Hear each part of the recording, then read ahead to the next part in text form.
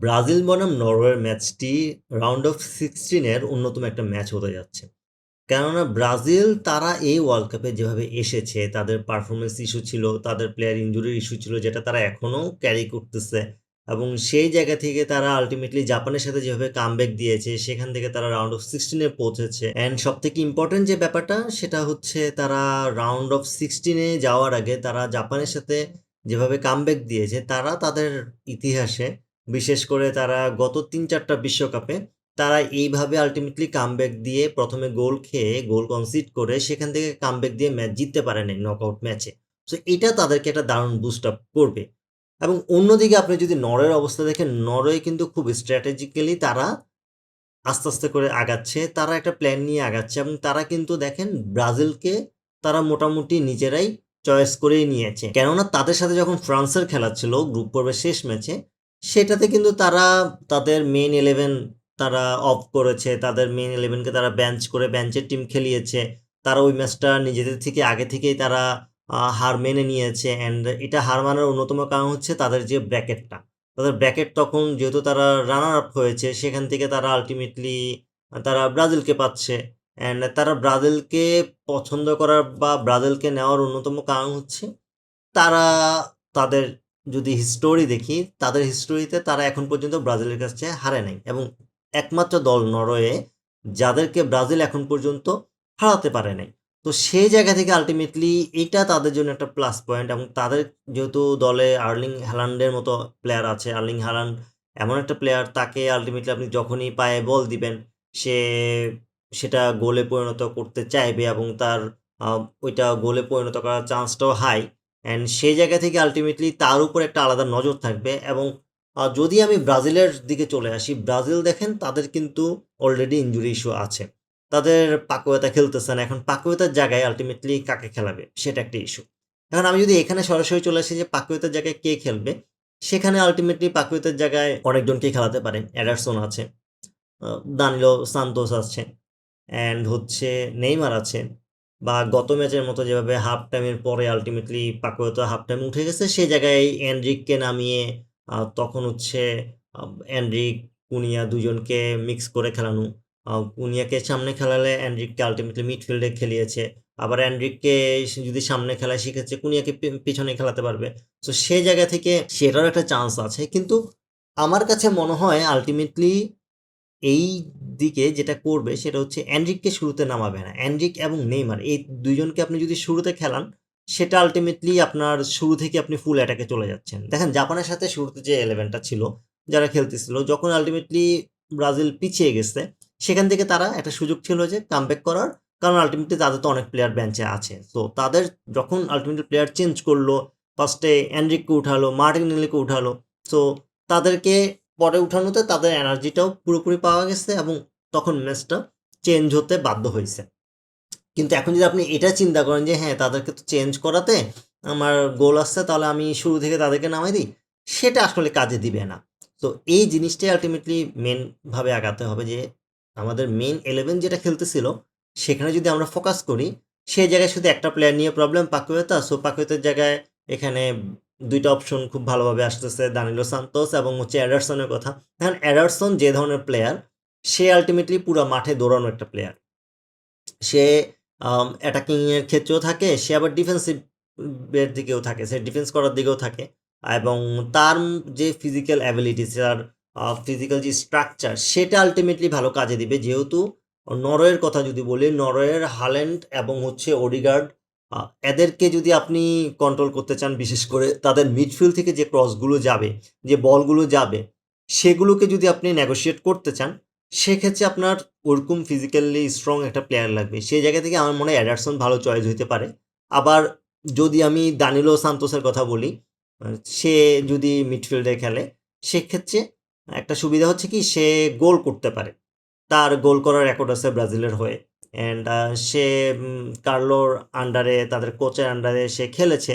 So এই জায়গা থেকে তার একটা প্লাস পয়েন্ট। কিন্তু অ্যাডারসন এখন পর্যন্ত কার্লোর আন্ডারে বেশি ম্যাচ খেলার সুযোগ পায়নি।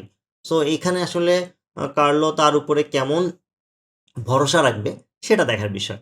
বাট ওভারঅল যদি এই দুইজনের যে কোনো একজনই খেলে, আলটিমেটলি যেটা ফোকাস করতে হবে সেটা হচ্ছে তাদেরকে নরওয়েকে গোল করা থেকে আটকাতে হবে। তাদের অ্যাটাকিংয়ে যারা আছে সবাই আল্টিমেটলি খুবই ভালো প্লেয়ার। আর্লিং হ্যাল্যান্ডের কথা যদি বলি, আর্লিং হ্যাল্যান্ড যে জিনিসটা করে তার হচ্ছে বল সে পেলে বলটা আল্টিমেটলি তার ফোকাসি থেকে জালে পাঠানোর জন্য, এবং তার কাজই এটা। সে সবসময় ডিবক্সের আশেপাশে থাকবে অ্যান্ড ডিবক্সের আশেপাশে সে দৌড়াবে অ্যান্ড তাকে যখন বল দিবে সে ওই বলটাকেই সে হচ্ছে গোলে পরিণত করতে চাইবে। অ্যান্ড একটা প্লেয়ার যখন 10 বার ট্রাই করবে একবার তো গোল হবে, ব্যাপারটা অনেকটা এরকম। তো সেই জায়গা থেকে তার কাছে আসলে বল পৌঁছানোটা আটকাতে হবে। বল পৌঁছানোটা আটকাতে হবে কীভাবে? এই যে ক্রসগুলো, তারা প্রচুর ক্রস খেলবে, তারা এয়ারে প্রচুর খেলবে, অ্যারিয়াল খেলার চেষ্টা করবে। তাদের যে জিনিসটা ফ্যাক্ট করবে তারা আল্টিমেটলি গ্রাউন্ডে এবং আপনার এয়ারে দুইটাই খেলার ট্রাই করবে অ্যান্ড তাদের ফোকাসটা থাকবে ক্রস থেকে গোল দেওয়া, ক্রস থেকে বল কালেক্ট করা।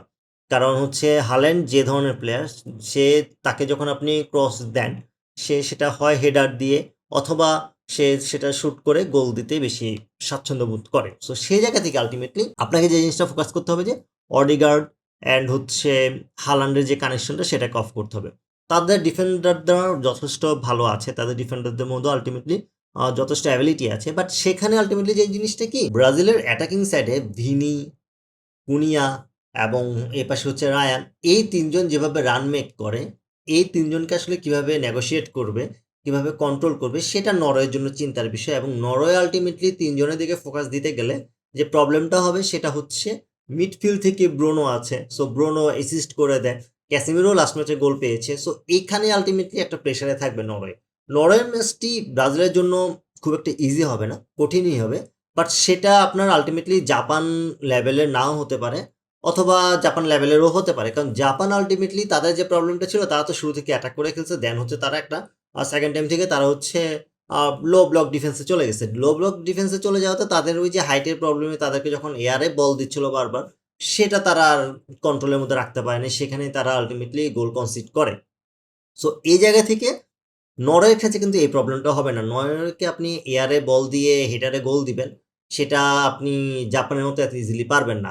বাট নরওয়ের যে ব্যাপারটা সেটা হচ্ছে, নরওয়ে যেহেতু লো ব্লকে খেলবে না, তারা এত ডিফেন্সিভ খেলবে না, তারা জাপানের মতো ডিফেন্সিভ না খেললে ভিনি, কুনিয়া বা হচ্ছে রায়ানের জন্য একটু ইজি হবে যে অ্যাটাকটা বেশি করতে, অ্যান্ড ওখান থেকে ভিনির গোল পাওয়ার চান্সটা হাই।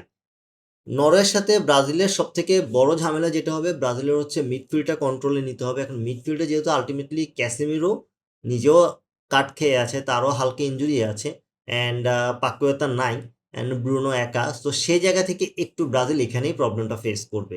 যদি মিডফিল্ডের কন্ট্রোলটা ব্রাজিল নিতে পারে, সেক্ষেত্রে ডিফেন্ডার যারা আছে দানিলো, গ্যাব্রিয়েল মার্কিনেস এবং হচ্ছে ডগলাস সান্তোস, তারা কিন্তু ভালো নেগোশিয়েট করতেছে। যদিও দানিলোর আলটিমেটলি কিছু ভুল হচ্ছে, লাস্ট ম্যাচে জাপানের সাথে তার ভুল পাসের কারণে কিন্তু গোলটা কনসিড হয়। ইভেন এছাড়াও সে যখন অ্যাটাকে চলে যাচ্ছে তার পিছনে ভালো একটা গ্যাপ ক্রিয়েট হয়ে যাচ্ছে এবং সে সেখানে আলটিমেটলি কিছু বল রিসিভ করতে যেয়ে তার নেগোসিয়েশনটা ঠিকঠাক হচ্ছে না।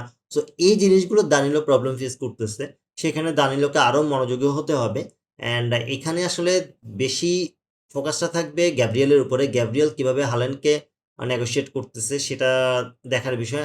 হাল্যান্ডকে যদি গ্যাব্রিয়েল কন্ট্রোল করতে পারে, তারকে যদি মার্কিংটা ঠিক করে করতে পারে, সেখানে হাল্যান্ডের জন্য গোল দেওয়াটা একটু টাফ হয়ে যাবে। অ্যান্ড বিশেষ করে ব্রাজিলের আসলে ফোকাসটা থাকবে তাদের ডিফেন্স এবং তাদের মিডফিল্ড।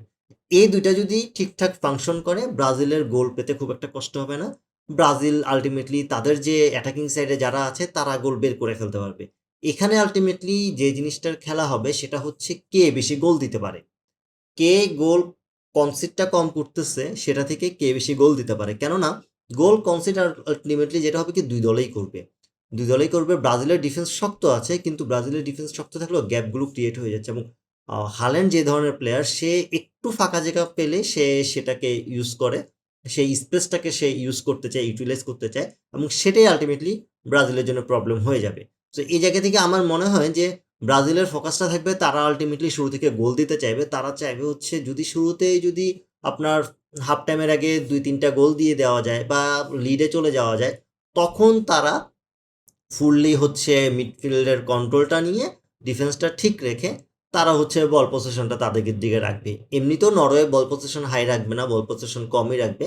কিন্তু নরওয়ে যেটা চেষ্টা করবে তারা হচ্ছে হঠাৎ করে গোল দেওয়ার চান্স ক্রিয়েট করে জাপানের মতো একটা গোল দিয়ে দিতে চাইবে, একটা দুইটা গোল দিয়ে দিতে চাইবে। তারা সেট পিস থেকে গোল দিতে বেশি চাইবে, তারা কাউন্টার অ্যাটাকে গোল দিতে বেশি চাইবে। সো এই জিনিসগুলো নরওয়ের জন্য স্ট্রং সাইড হতে পারে। অ্যান্ড প্রেডিকশনে যদি চলে আসি, আমার কাছে মনে হয় এই ম্যাচটি ব্রাজিলের জন্য অ্যাগেন কঠিন একটা ম্যাচ হবে। অ্যান্ড ব্রাজিল আলটিমেটলি এই নকআউট স্টেজের প্রত্যেকটা ম্যাচেই তারা ভালো লেভেলেরই অপোনেন্ট পাবে এবং প্রত্যেকটা ম্যাচই তাদের জন্য কঠিন হতে যাচ্ছে। অ্যান্ড আমার কাছে মনে হয় ভালো ফাইট হবে ম্যাচটাতে। অ্যান্ড দিন শেষে ব্রাজিল যদি ঠিকঠাক নেগোশিয়েট করতে পারে, তাদের খেলাটাতে ফোকাস করতে পারে, ইনশাল্লাহ ব্রাজিল হচ্ছে 2-1 বা 3-1 ম্যাচটা জিতে নিতে পারে। আপনার মতে এই ম্যাচের প্রেডিকশনটা কি হতে পারে? অবশ্যই কমেন্ট করে জানাবেন। ভিডিওটি ভালো লাগলে লাইক, কমেন্ট, শেয়ার এবং সাবস্ক্রাইব করে পাশে থাকবেন। আল্লাহ হাফেজ।